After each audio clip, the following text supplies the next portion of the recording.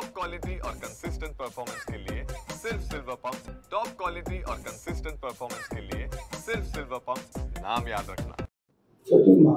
मंत्री प्रताप सरनाईकच्या विरोधात तक्रार दिली आहे मुख्यमंत्रीला, काय तक्रार आहे त्याच्यामध्ये काय नोंद केलं तुम्ही?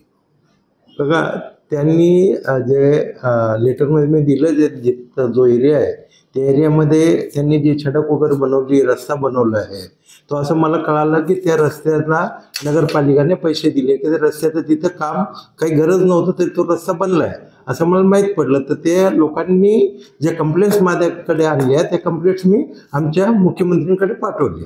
काय मागणी केली? किंवा त्या लेटरमध्ये मी सगळ्या मागणी केलेल्या आहेत. तिथं लिहिलेलं आहे की हे जे पैसे तिकडे यूज झाले ते नगरपालिकेचे आहेत, ते नगरपालिकेचे पैसे तिकडे यूज व्हायला नको, कारण तो रस्ता पब्लिकच्या कामाला येणार नाही आहे. त्या रस्ता जे बनवलं तर कुठे त्याच्या कोणी करणार ते रस्त्याच्या वापर? ते ज्यांनी प्रायव्हेट यूज करता येते, प्रायव्हेट काही ते तिथे प्रॉपर्टी बनते तिथे यूज होतोय. तो प्रायव्हेट कोणाची आहे प्रॉपर्टी तिकडे? मी लेटर त्यांना दिलं आहे ना, त्या लेटर नावासही दिलं ते. आता तुम्हाला एक नोटीस दिली आहे प्रताप सरकारने, काय बनवणार त्याच्याकडे? नाही, नोटीस दिली, मी त्याचं उत्तर देणार. माझ्याकडे सगळे प्रूफ आल्यावर मी ते प्रूफ प्रोड्यूस करणार.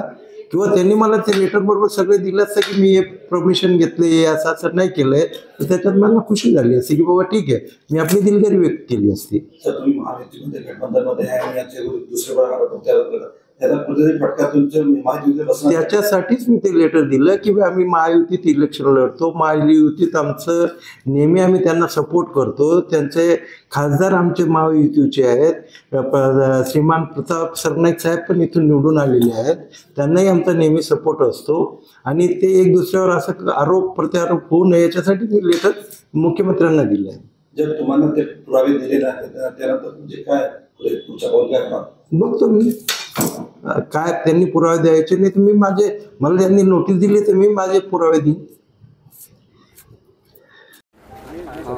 हाँ मेहता जी, जिस प्रकार से परिवहन मंत्री ने आपके ऊपर लगाया कि आपके जो लोग हैं उन लोगों का जो कनेक्शन है वो दाऊद के साथ में, तो आप क्या बोलना चाहेंगे? नहीं, देखिए, मैं सरनाईक साहब के नज़दीक का आदमी हूँ. सरनाईक साहब के पास बहुत लोगों को उनके ऑफिस से मिला हूँ.